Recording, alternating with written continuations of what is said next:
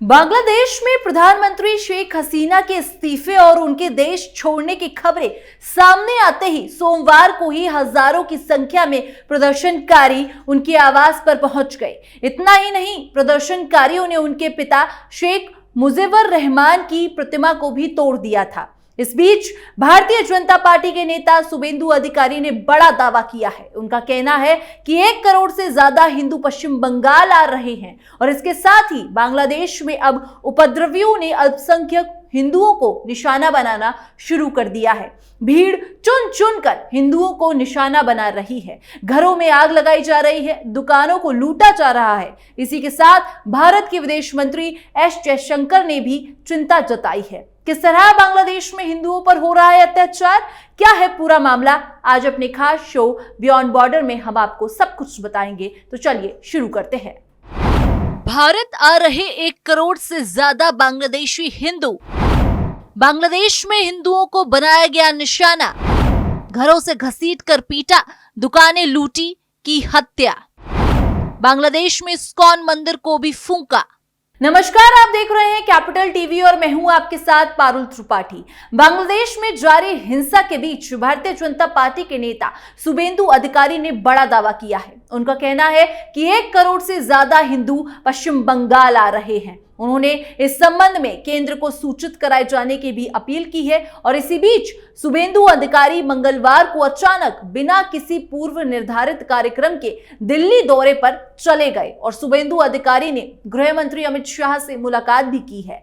बांग्लादेश में जारी हिंसक प्रदर्शनों में अब तक 300 से ज्यादा लोगों की मौत हो चुकी है। प्रधानमंत्री शेख हसीना भी इस्तीफा दे चुकी हैं और उन्होंने देश छोड़ दिया है। मीडिया रिपोर्ट्स के अनुसार अधिकारी ने सोमवार को कहा कि 1 करोड़ से ज्यादा बांग्लादेशी हिंदू भारत का रुख कर रहे हैं। उन्होंने कहा, बांग्लादेश में हिंदू अल्पसंख्यकों को मारा जा रहा है। रंगपुर के पार्षद की हत्या कर दी गई। सिरसागंज में 13 पुलिसकर्मियों को मार दिया गया, जिसमें 9 हिंदू हैं। अब तैयार हो जाए क्योंकि 1 करोड़ बांग्लादेशी हिंदू बंगाल आ रहे हैं। पश्चिम बंगाल विधानसभा में विपक्ष के नेता अधिकारी ने मुख्यमंत्री ममता बनर्जी और राज्यपाल सीवी आनंद बोस से इस संबंध में केंद्र से बात करने की अपील की है। अधिकारी ने कहा कि उन शरणार्थियों को नागरिकता संशोधन अधिनियम यानी कि CAA के तहत भारतीय नागरिकता दी जानी चाहिए। उन्होंने कहा, बांग्लादेश में हिंदुओं का कत्लेआम किया जा रहा है। अगर अगले कुछ दिनों में बांग्लादेश में स्थिति पर काबू नहीं पाया गया तो बंगाल के लोगों को 1947 या 1971 के मुक्ति संग्राम की तरह 1 करोड़ से ज्यादा शरणार्थियों को स्वीकार करने के लिए तैयार रहना चाहिए। अब ये जान लेते हैं कि बांग्लादेश में हिंदुओं को बनाया गया निशाना। बांग्लादेश में हिंसा और आगजनी के बीच अब उपद्रवियों ने अल्पसंख्यक हिंदुओं को निशाना बनाना शुरू कर दिया है। हिंदुओं के घर, दुकानों में आग लगाई जा रही है। यहां तक कि बांग्लादेश में बने हिंदू मंदिर भी अब इस हिंसा का शिकार हो गए हैं। बांग्लादेश के मेहरपुर इस्कॉन मंदिर में भी आग लगा दी गई है। ये पहली बार नहीं है। बांग्लादेश में हिंदुओं पर सालों से हमले होते रहे हैं। हिंदुओं के मंदिर, घर, दुकानों, पंडाल में तोड़फोड़ और लूटपाट की कई खबरें सामने आती रही हैं। इससे पहले भी बांग्लादेश में इस्कॉन मंदिर और हिंदुओं पर हमले के कई मामले सामने आ चुके हैं। Bangladesh media the daily star की रिपोर्ट के मुताबिक 27 जिलों में हिंदुओं के घरों और दुकानों को निशाना बनाया गया है। कीमती सामान को लूट लिया गया है। मंदिरों पर भी हमले किए जा रहे हैं। रिपोर्ट के मुताबिक लालमो निरहाट सदर उपजिले में धार्मिक हिंदू कार्यों से जुड़े पूजा समिति के सचिव प्रदीप चंद्र रॉय के घर में तोड़फोड़ और लूटपाट की गई। दंगाइयों ने नगरपालिका सदस्य मोहिन रॉय की कंप्यूटर दुकान में भी तोड़फोड़ करने के साथ लूटपाट की है।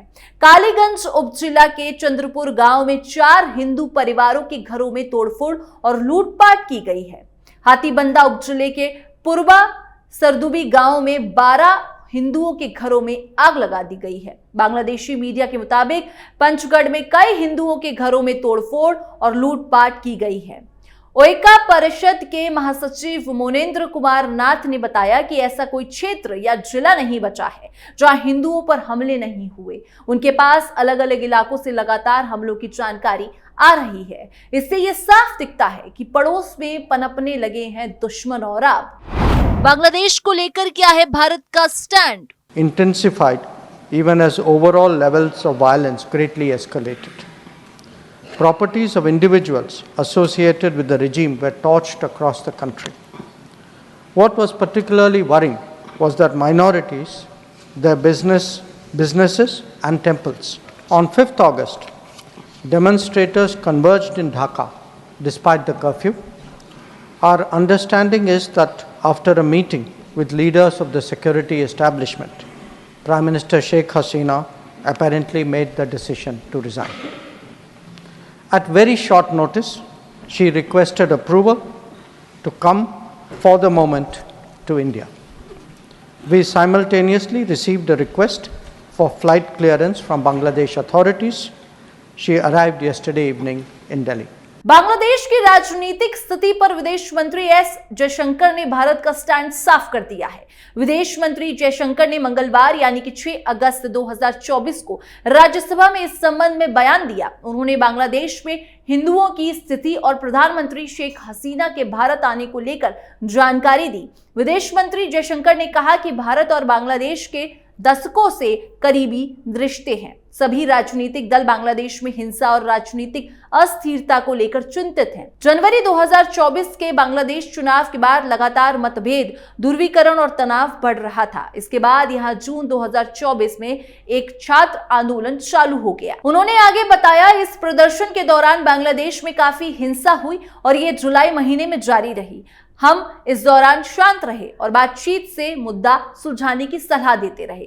21 जुलाई 2024 को सुप्रीम कोर्ट के निर्णय के बाद भी बांग्लादेश में स्थिति नहीं बदली। इसके बाद किए गए निर्णय से प्रदर्शनकारी और भड़क गए। इसके बाद प्रदर्शनकारी प्रधानमंत्री हसीना के इस्तीफे पर अड़ गए। 4 अगस्त 2024 को स्थितियां बिगड़ गई। प्रदर्शनकारियों ने पुलिस पर हमले किए और सरकारी इमारतों को निशाना बनाया। इससे हिंसा बढ़ी। सरकार में शामिल लोगों ने निशाना बनाया गया और अब चिंता की बात यह है कि इस दौरान अल्पसंख्यक समुदाय से जुड़ी दुकानें, मकान और घर भी कई शहरों में निशाने पर आ गए हैं। अभी हिंसा कितनी है इसकी जानकारी नहीं है। 5 अगस्त 2024 को कर्फ्यू के बावजूद प्रदर्शनकारी सड़कों पर उतर आए। इसी के बाद शेख हसीना के भारत आने और इस्तीफा देने के बारे में भी बताया उन्होंने, और बताया कि शेख हसीना ने भारत से जल्द ही कुछ समय के लिए भारत आने की अनुमति मांगी। इसी दौरान एक फ्लाइट की अनुमति भी बांग्लादेश द्वारा मांगी गई थी और शेख हसीना इसी तरह भारत में आ गई। इसके बाद बांग्लादेश में हिंदुओं पर हो रहे अत्याचार को लेकर भी उन्होंने चिंता जताई। शेख हसीना के जाने से भारत की बढ़ी टेंशन, उठे 5 बड़े सवाल। बांग्लादेश में बिगड़ते हालात ने भारत की भी चिंताएं बढ़ा दी हैं। शेख हसीना के रहते बांग्लादेश भारत का अच्छा दोस्त रहा है। करीब 4000 किलोमीटर की सीमा को लेकर भी भारत लगभग निश्चिंत रहा है। लेकिन शेख हसीना के बांग्लादेश छोड़ने के बाद चीजें पहले जैसी नहीं रह जाएंगी। बांग्लादेश में बिगड़ते हालात से भारत की भी चिंताएं बढ़ गई हैं। जिस तरह की खबरें आ रही हैं उसमें पाकिस्तान से जुड़े कुछ संगठनों और भारत विरोधी ताकतों के सरकार में शामिल होने की बात कही जा रही। अगर ऐसा हुआ तो आने वाले वक्त में भारत के लिए मुश्किलें बढ़नी तय हैं। आइए जानते हैं शेख हसीना के जाने के बाद भारत की कौन कौन सी टेंशन बढ़ जाएंगी।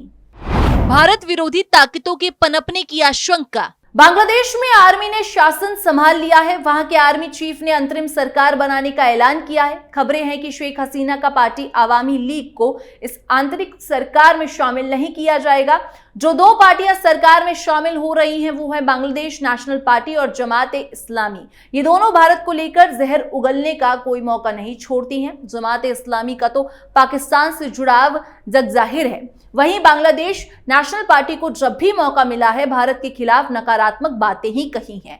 शेख हसीना ने प्रधानमंत्री रहते हुए भारत विरोधी ताकतों पर लगाम लगा रखा था, लेकिन अब हालात कैसे होंगे कुछ कहा नहीं जा सकता है। यह भी देखना होगा कि भारत विरोधी ताकतें बांग्लादेश की धरती का इस्तेमाल आतंकी गतिविधियों में ना करें। बॉर्डर पर कैसे होंगे हालात। भारत और बांग्लादेश की सीमा करीब 4000 किलोमीटर लंबी है। जब तक शेख हसीना बांग्लादेश की प्रधानमंत्री रहीं, भारत बॉर्डर की सुरक्षा को लेकर निश्चित रहा। इस दौरान उसने देश में विकास और आर्थिक उन्नति पर ध्यान दिया, लेकिन हालात बदलने के लिए अब बॉर्डर को लेकर एहतियात बढ़ाया गया है।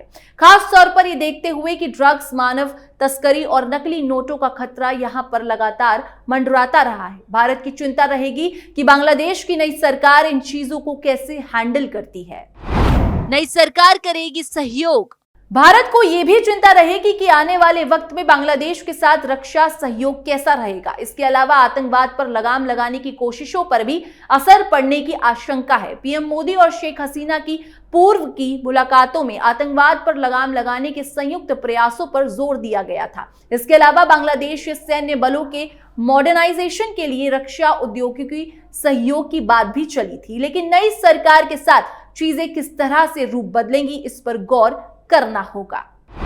चीन पर नजर। शेख हसीना के वक्त भी बांग्लादेश और चीन के संबंध काफी बेहतर रहे हैं। हालांकि उन्होंने ये तय किया कि चीन के साथ कोई भी डील भारत से संबंधों पर असर न डाले। तिस्ता डेवलपमेंट प्रोजेक्ट में चीन का इंटरेस्ट होने के बावजूद शेख हसीना ने जोर दिया था कि भारत ही इसे शुरू करे। पीएम मोदी के साथ पिछली मीटिंग के दौरान भारत वहां पर टेक्निकल टीम भेजने पर सहमत हो गया था। वहां पर भारत विरोधी ताकतों के पनपने से चीन के लिए खुद को वहां पर मजबूत बनाना और आसान हो सकता है।